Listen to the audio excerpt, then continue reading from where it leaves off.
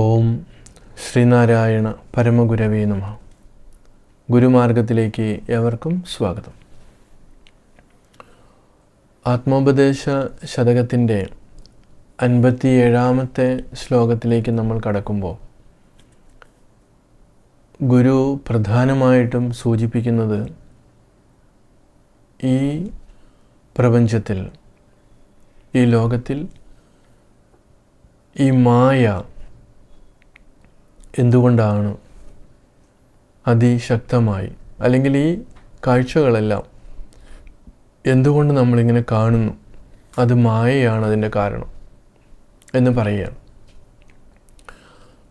നമ്മളുടെ പ്രസ്ഥാനത്രയത്തിലും നമ്മുടെ മഹർഷിമാരെല്ലാം ഒറ്റ കാര്യത്തിൽ അവർ ഏകമായിട്ടുള്ള അഭിപ്രായം ശക്തമായിട്ട് രേഖപ്പെടുത്തിയിട്ടുണ്ട്.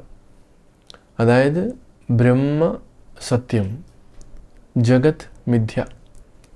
ബ്രഹ്മം മാത്രമാണ് ഇവിടെ സത്യമായിട്ടുള്ളത്, ജഗത്ത് മിഥ്യയായിട്ടുള്ളതാണ്.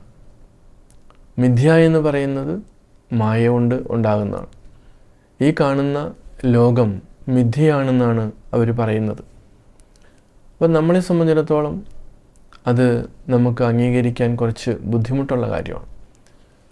നമ്മുടെ ബുദ്ധിയും നമ്മുടെ മറ്റുള്ള അനുഭവങ്ങളെല്ലാം ഉപരിപ്ലവമാണ്. നമ്മളതിൻ്റെ അപ്പുറത്തേക്ക് പോയിട്ടില്ല. അതുകൊണ്ടാണ് നമ്മളത് അംഗീകരിക്കാത്തത്. അപ്പോൾ ആ മായ ആണ് ഇവിടെ ഇല്ലാത്തതിനെ ഉണ്ടാക്കി കാണിക്കുകയാണ്. അഘടന ഘടന പടിയസി യാ സാ മായ. ഏതൊന്നാണോ ഇല്ലാതിരിക്കുന്നത് അതിനെ ഉണ്ടാക്കി കാണിക്കുക എന്നുള്ളതാണ് മായയുടെ പ്രധാന ജോലി. അപ്പോൾ നമുക്ക് സ്വർണത്തിൻ്റെ ഉദാഹരണത്തിലേക്ക് വരുമ്പോൾ, സ്വർണം മാത്രമാണ് സത്യമെന്നുള്ള ബോധ്യം ഇല്ലാത്തത് കൊണ്ടാണ് ആ സ്വർണത്തിൽ നിന്നുണ്ടാകുന്ന നാമരൂപങ്ങളിൽ, വിവിധങ്ങളായിട്ടുള്ള ആഭരണങ്ങളിൽ നമ്മൾ ഭ്രമിച്ചു പോകുന്നത്. മായ എന്ന് പറയുന്ന അവിടെയാണ്. ആ ഒരു പർട്ടിക്കുലറായിട്ടുള്ള ഒരു പ്രത്യേക സന്ദർഭത്തിൽ മനസ്സ് അങ്ങനെ ഭ്രമിക്കുകയാണ്, സ്വർണത്തെ കാണുന്നില്ല.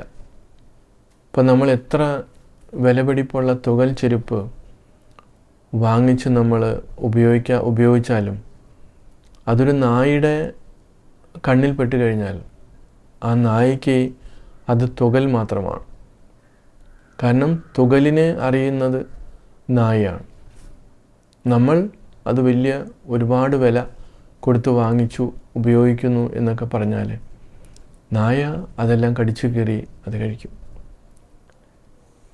സ്വർണ്ണക്കടക്കാരനെ സംബന്ധിച്ചിടത്തോളം, സ്വർണ്ണപ്പണിക്കാരനെ സംബന്ധിച്ചിടത്തോളം സ്വർണം മാത്രമാണ് അയാൾക്ക് സത്യം, മറ്റെല്ലാം അയാൾക്ക് സത്യമല്ല.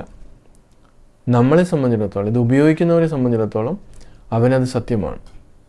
അപ്പോൾ ഏതാണോ സത്യമല്ലാത്തത് അതിൽ ഭ്രമിച്ചു പോകുന്നു. ആ ഭ്രമിപ്പിക്കുന്ന ശക്തിയാണ് മായ എന്ന് പറയുന്നത്. അതുതന്നെയാണ് ഇവിടെയും ഗുരു സൂചിപ്പിക്കുകയാണ്.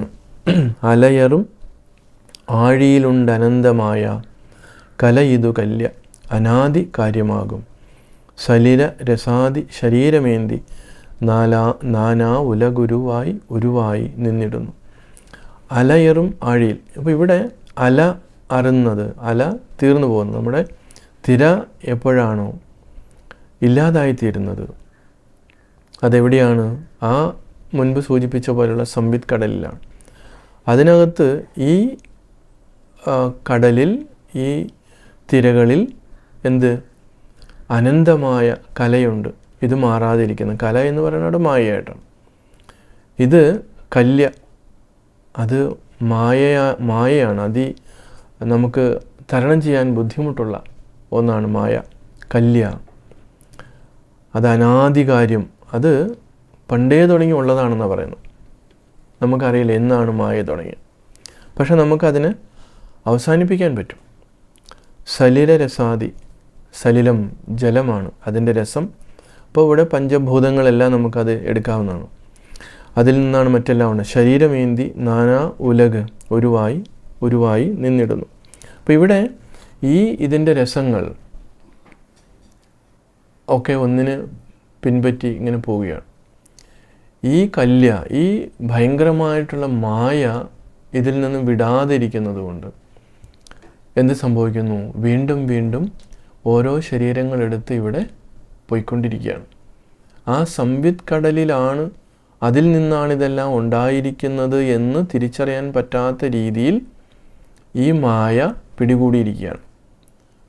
അപ്പോൾ സുകൃതികൾ പോലും ചുഴന്നിടുന്നു എന്ന് ഗുരു മുൻപ് സൂചിപ്പിച്ചിട്ടുണ്ട്. അപ്പോൾ എന്തുകൊണ്ടാണ് ഇതിനകത്ത് പെട്ടുപോകുന്നത്?